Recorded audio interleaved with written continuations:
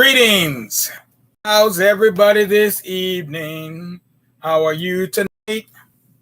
Hope you're feeling all right. I know I am. A little bit tired, no worse for the wear though. Had to get out in that garden and do something with a flare. Got to do it, got to do it, got to do it. That's right. Get out there and earn my keep, grow those veggies. All right. So tonight, as you already know, if you were here last night, we're continuing on with the story we started last night about General Dumas, Alexandre Dumas, the general. Alexandre Dumas. So the proverb for today from the country of Nigeria is, he who is being carried does not realize how far the town is. He who is being carried does not realize how far the town is. And there you have it in a nutshell. So we decided not to do a poem today, and we're just going to jump right on into our story, a continuation of the story of General Dumas. General Dumas, General Dumas, Alexandre Dumas' Golden Legacy. There we go, part 2. So let's see where we left off at and carry on from there. Where did we leave off at? Okay. Well, we know that he left Egypt. He was headed back to France. And oh, shucks. Okay. Give me a moment here. I just had a failure on camera number 1. 1 second here. Oh, shit.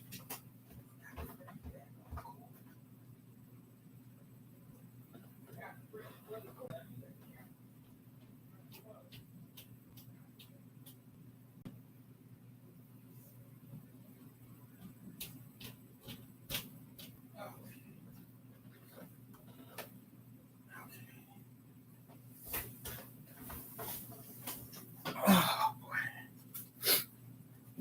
Whew. Okay.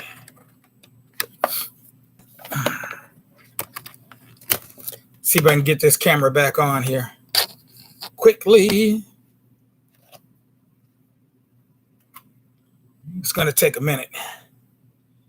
And I'll have to play with it, of course. All right, here we go.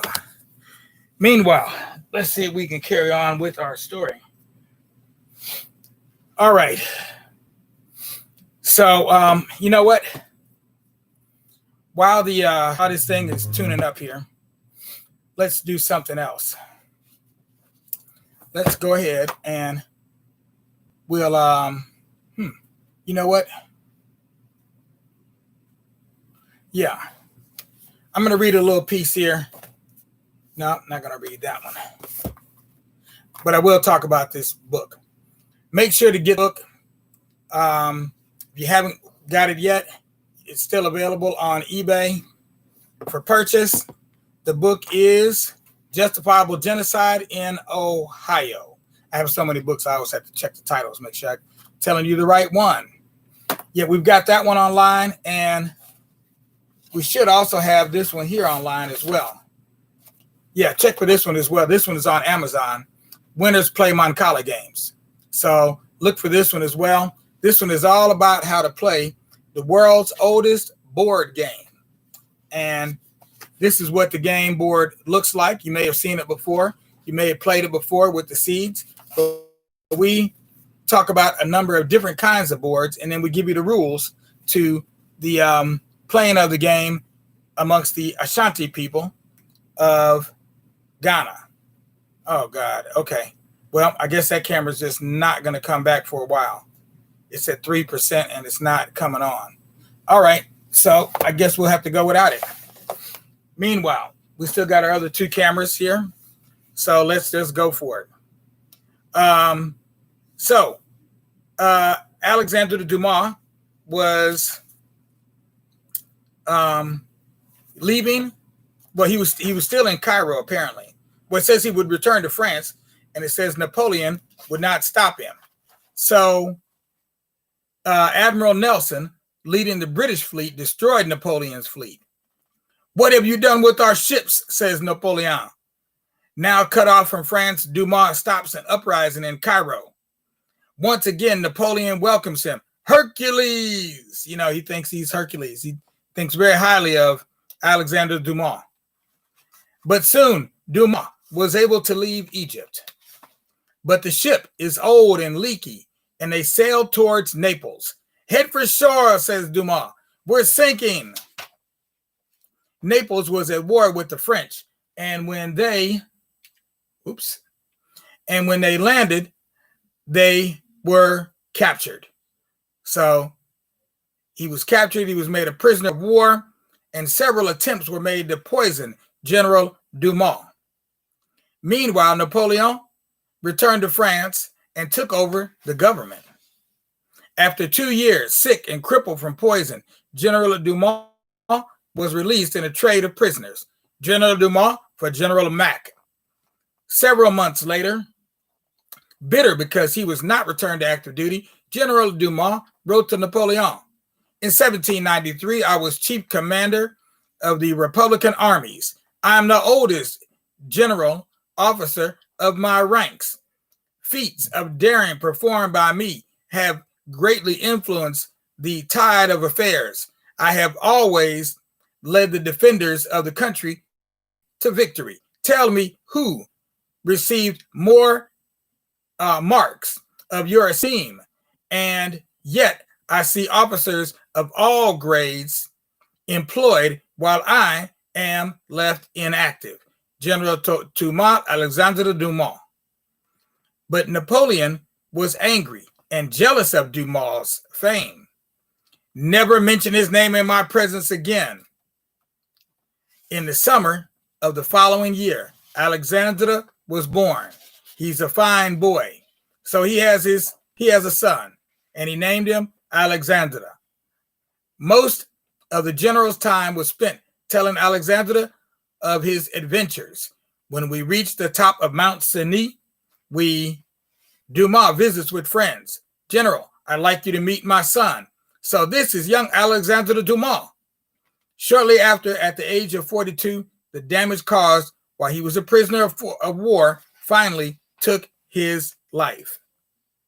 So that is the end of the story of General Thomas Alexandre Dumas. From there, the story continues, but not of the general, but rather of his son. So you see, the general here is depicted in the middle, and then I believe that's the Alexandre Dumas, I forget which one they call him, but I think he's the second, and then he's the father, and then this is his son. So the General Dumas' son, and then his grandson. And all three of them were so famous in France that when I went to France last year in 2019 in Pere, right at the stop that I got off at, there were 3 monuments, one for each of them on 3 separate corners. So they were, it formed like a plaza. And in each area, there were these 3 triangular areas. In each area, there was a monument to one of the Dumas. So very famous, but each one was famous for something a little bit different. They weren't famous for the same thing. So we will go ahead and read a little bit. We probably won't be able to finish the story of the general's son. Alexandre was a strong boy. He loved to play and hunt in the woods. The years passed quickly. Back to your books, Alexandre. You see, in those days, everybody didn't go to school. And even now, a lot of people, like famous child actors and people like that, they don't necessarily they wouldn't go to a public school because most of the time they're doing their work. And so their schedule needs to be more flexible, and they get a private tutor. And I believe that's what Alexandre Dumas has here. I believe he's got a private tutor. So Alexandre became a law clerk, but soon he decided on a new career, one that would later thrill the entire world. He decided to become a writer. Dumas came to Pere to become a writer, but needed a job to support himself. So, you're the son of the great General Dumas. Of course I'll help. The general found Dumas a job as a clerk in the office of the Duke of Orleans, who later became the King of France. At night, he studied and wrote and learned from his visits to the theater. I must see that. And he's looking at a playbill for Hamlet. After 5 years of study and hard work, Dumas wrote Henry III. This play was a great success. The Duke of Orleans and 30 princes and princesses were among the first night's audience. Bravo, bravo, bravo, Dumas, Dumas. Vive la Alexandre Dumas. This great success was followed by an even greater one, his play Christine. Dumas is a genius. Long live Dumas. That's what he said. Vive la Dumas, which led to still greater success. The play Anthony. Dumas, you amaze me. Thank you, Victor. Ooh, I believe that's Victor Hugo, and I'm not mistaken. And during these years, Dumas received his greatest gift, another son, who he also named Alexandre Dumas. Alexandre Dumas became one of the world's greatest writers, and in the years that followed, wrote several hundred books. That's only one thing that he did. He wrote The Three Musketeers, like I told you last night about the candy bar, The Man in the Iron Mask, The Corsican Brothers, The Count of Monte Cristo, all of those stories that he wrote, plus hundreds more. Many of Dumas' stories, although written in France over 100 years ago, are as popular in America today as any stories ever written here. In Paris, Dumas built his own theater, one of the most modern of that period. Father, I've decided to follow in your footsteps, if I can, and become a writer. Wonderful, wonderful. His fame led the poor, rich, and royalty to honor him. Dumas also lived in the style of royalty. He built a chateau, otherwise known as a palace, where he entertained several hundred guests at a time. He called the estate Monte Cristo, after one of his great novels. And here you can see a picture of Monte Cristo. That's a really good drawing of Monte Cristo, because I was also able to visit there last summer, the summer of 2019. I was able to visit the Chateau de Monte Cristo. And it was actually something I didn't realize was actually there until I got to Pere. And then I decided to go there because I was in search of any kind of history of Black people in Europe, not just in Paris, but in Germany and the Netherlands also. But we're going to leave off there, and we will finish this story up tomorrow. We just have a short piece to do on that one, but we'll finish up with the story of the Dumas, the son and the grandson, Alexandre Dumas Fils and Alexandre Dumas. I forget the other one. There's two different names. One means the first and the other means the second.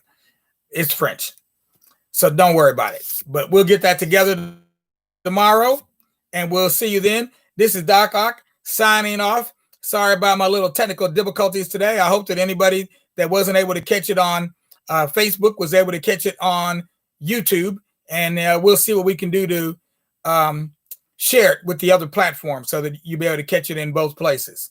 All right. Peace out without a doubt. Stay alive, and don't forget to put your little head down on your little pillow, on your little bed. Sleep tight, sleep right, and don't let those bed bugs bite. We'll see you here tomorrow, back again at noon and 9. Doc Ock at noon and 9. Feeling fine and signing out. Peace out.